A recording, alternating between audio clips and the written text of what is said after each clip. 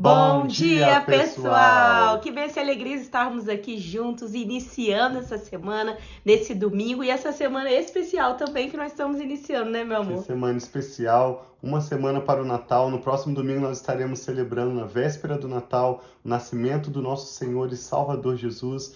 E à medida em que nós seguimos refletindo aqui com a leitura da biografia do rei Davi, nós nos lembramos que Jesus é conhecido como filho de Davi. Muito mais do que o nascimento da barriga da Virgem Maria, acompanhado de José, seu pai adotivo, Jesus vem de promessas, Jesus vem como um plano de Deus para resolver o problema do pecado no mundo que separou o homem de Deus. E então, desde o princípio da humanidade, Deus já havia planejado que ele enviaria Jesus como Redentor, aquele que viria para nos reconciliar com Deus. Primeiro os israelitas, depois os chamados gentios. Jesus veio para trazer salvação para todos os povos, mas ele veio como consequência de várias profecias, de vários caminhos que Deus foi preparando, inclusive passando pela linhagem do rei Davi, para que Jesus pudesse nascer, tanto descendendo de Maria, que deu à luz Jesus, como por José também, que foi o seu pai legal.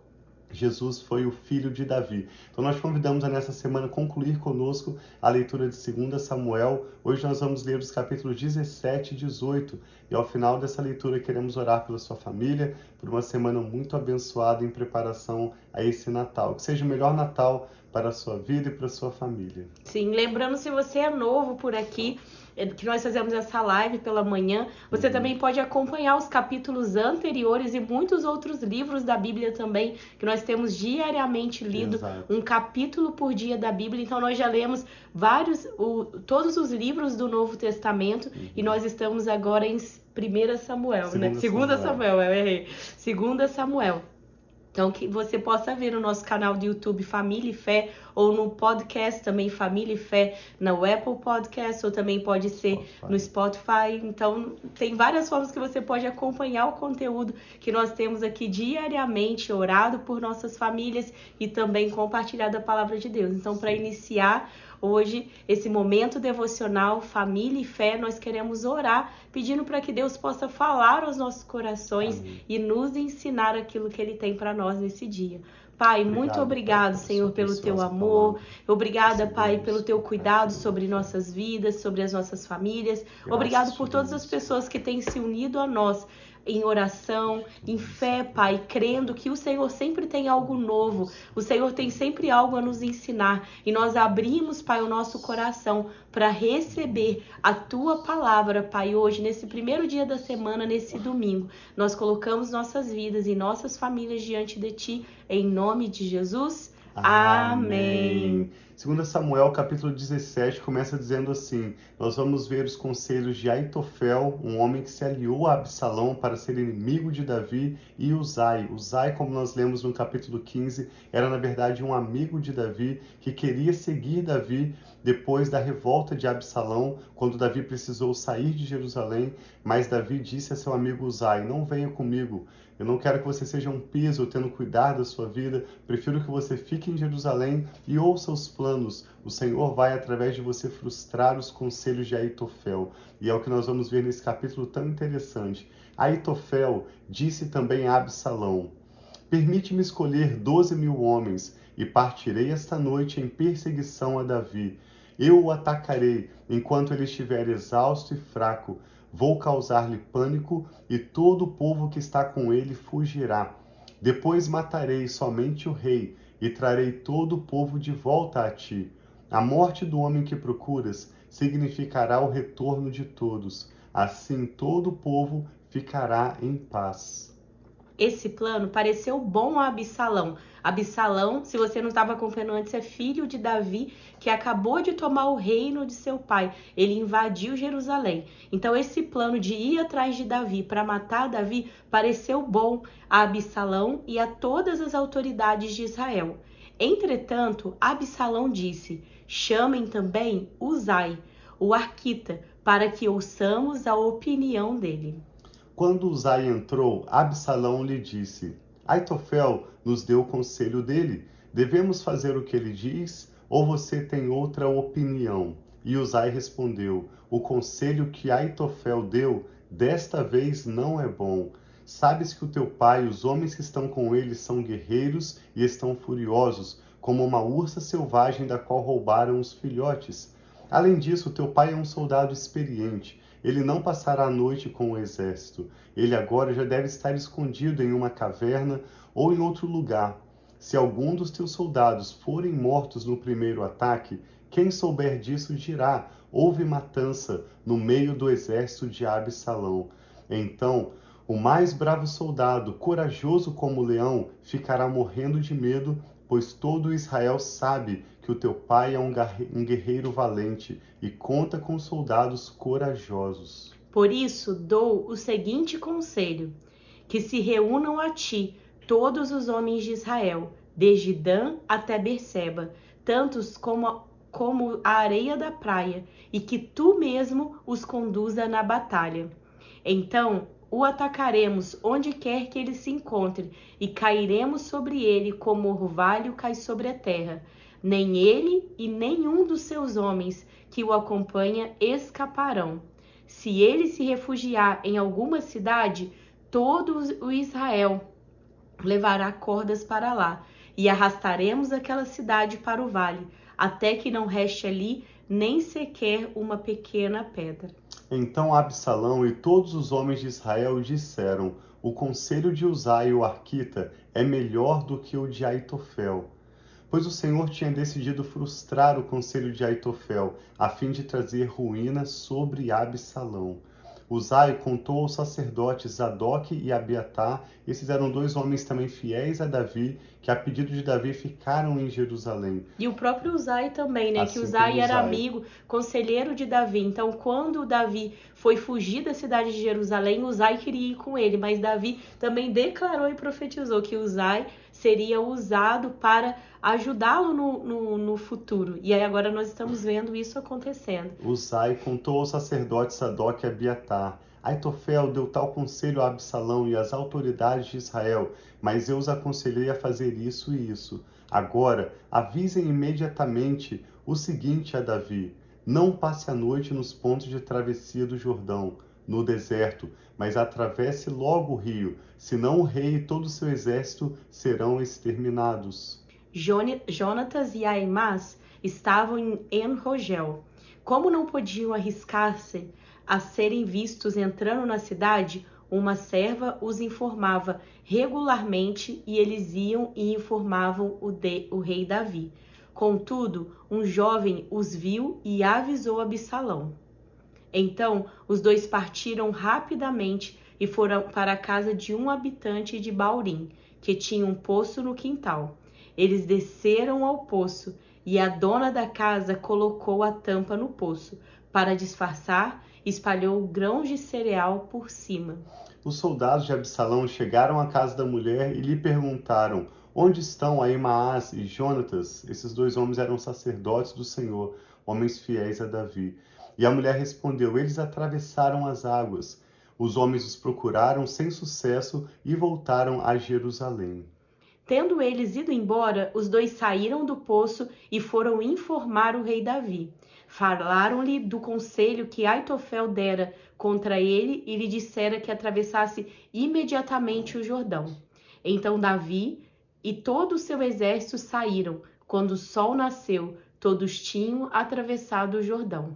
Vendo Aitofel que o seu conselho não havia sido aceito, ele selou um jumento e foi para casa, na sua cidade natal, pôs os seus negócios em ordem e depois se enforcou. Assim morreu e foi sepultado no túmulo do seu pai. Davi já tinha chegado a Maanaim, quando Absalão atravessou o Jordão com todos os homens de Israel. Absalão havia nomeado Amasa comandante do exército em lugar de Joabe. Amasa era filho de Jéter, um ismaelita, que havia casado com Abigail, filha de Naás e irmã de Zeruia, mãe de Joabe. Absalão e os israelitas acamparam em Gileade. Quando Davi chegou a Manaim, ali estavam Sobi, filho de Naás, de Rabá, dos Amonitas, Maquir, filho de Aimiel, de Lodebar, e o gileadita Barzilai, de Rogelim. Estes trouxeram a Davi e ao seu exército camas, bacias e utensílios de cerâmica, e também trigo, cevada, farinha, grãos torrados, feijão e lentilha, mel e coalhada, ovelhas e queijo de leite de vaca. Pois disseram: o povo deve estar faminto, exausto e sedento no deserto. Nós vamos ler apenas um curto trecho também do capítulo 18, quando Absalão, nessa perseguição a Davi, acaba morrendo. Assim como Aitofel estava trabalhando contra o propósito de Deus e contra o rei Davi, que era um profeta, um servo do Senhor, e ele experimentou a morte, o mesmo vai acontecer com Absalão após a sua revolta. Toda pessoa que escolhe a revolta, que escolhe maus caminhos, vai colher más consequências. E essa é uma das lições que nós tiramos nas entrelinhas desse texto tão interessante. Davi estava talvez passando o momento mais difícil da sua vida, após o seu próprio filho Absalão haver se revoltado contra ele. Davi precisou sair do palácio com as suas esposas, com os seus filhos, com várias pessoas, seu exército de elite, que o seguiram, e Davi estava escondendo no deserto, enquanto ele sabia que a cidade onde ele reinava, Jerusalém, estava em caos, e Absalão ainda tentando contra a vida dele, seu próprio pai. Vamos ver então como acontece a morte de Absalão, lendo apenas alguns trechos aqui, alguns versos do capítulo 18. 2 Samuel 18 diz assim: Davi passou em revista o exército e nomeou comandantes de batalhões de 1000 e de 100.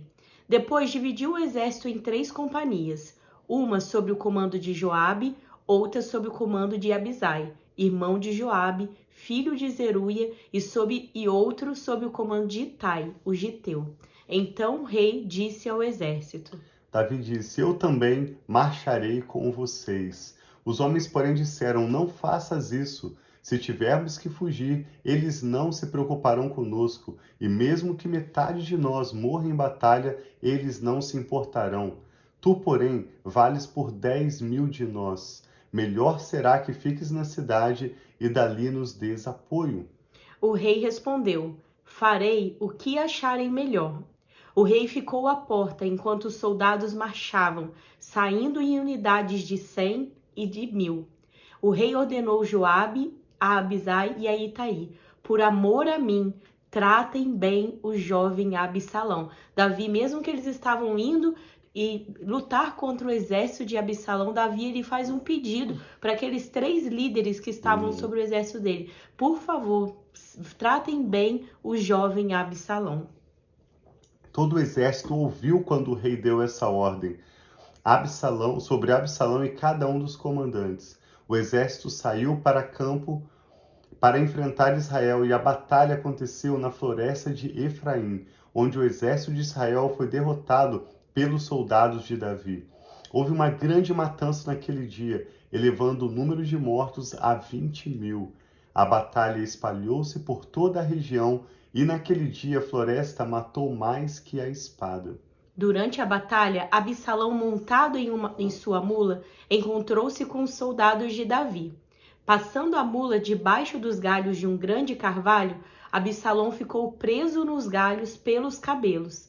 Ficou pendurado entre o céu e a terra, e a mula prosseguiu. Então tinha um galho, ele ficou preso ali, pendurado no galho. Um homem ouviu e informou a Joabe: acabei de ver Absalão pendurado em um grande carvalho. Você o viu? Perguntou Joabe ao homem. E por que não o matou ali mesmo? Eu teria dado a você 10 peças de prata e um cinturão de guerreiro. O homem respondeu, porém: mesmo que fossem pesadas e colocadas nas minhas mãos 1000 peças de prata, eu não levantaria a mão contra o filho do rei. Ouvimos o rei ordenar a ti, a Abisai e a Itai: protejam por amor a mim o jovem Absalão.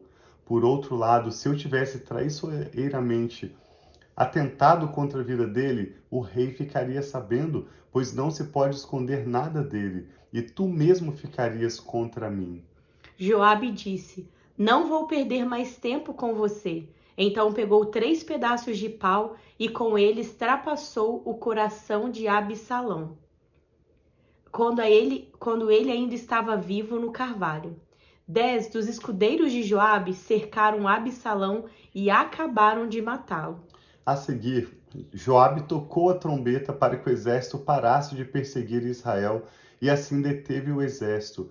retiraram o corpo de Absalão, jogaram-no em um grande fosso na floresta e fizeram um grande monte de pedras sobre ele.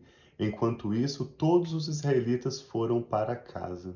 Em vida, Absalão tinha levantado um monumento para si, mesmo no vale do rei, dizendo: Não tenho nenhum filho para preservar a minha memória.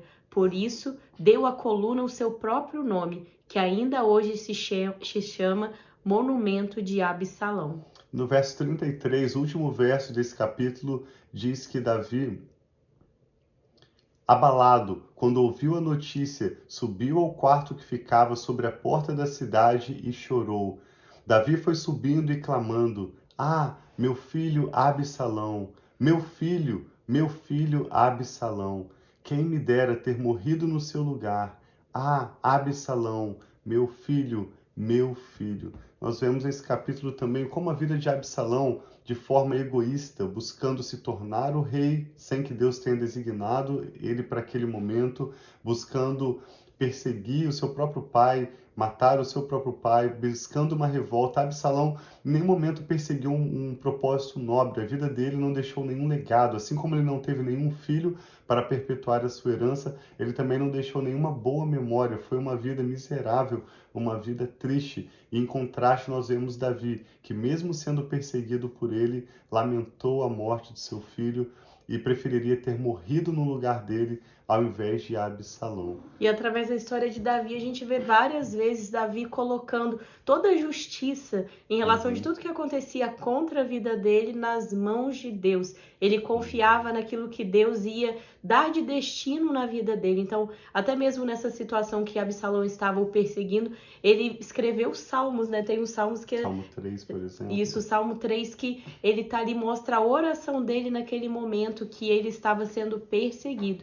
E nós aprendemos muito com Davi em relação a isso, a confiança dele. E ele não tenta ele mesmo vingar os seus inimigos, mas ele confia que o Senhor está direcionando os passos dele. E o Senhor, se é momento para ele ser rei, ele vai ser rei, mas se é momento dele esperar, ele vai esperar também. Então Davi mostra muito isso para nós, como nós devemos confiar que Deus está assim nos direcionando, está nos mostrando e cada dia nos fazendo estar onde nós devemos estar e cumprindo os propósitos que Ele tem para nós. Sim, o apóstolo Tiago escreveu que a ira do homem não opera a justiça de Deus, mas quando nós esperamos no Senhor, quando nós confiamos na soberania de Deus, no modo dele agir, no tempo dele, como nós vemos na história de Davi, nós vamos ver que Deus vai trazer as pessoas, Deus vai trazer os recursos e no tempo e no modo dele, ele vai cumprir para conosco o seu bom propósito.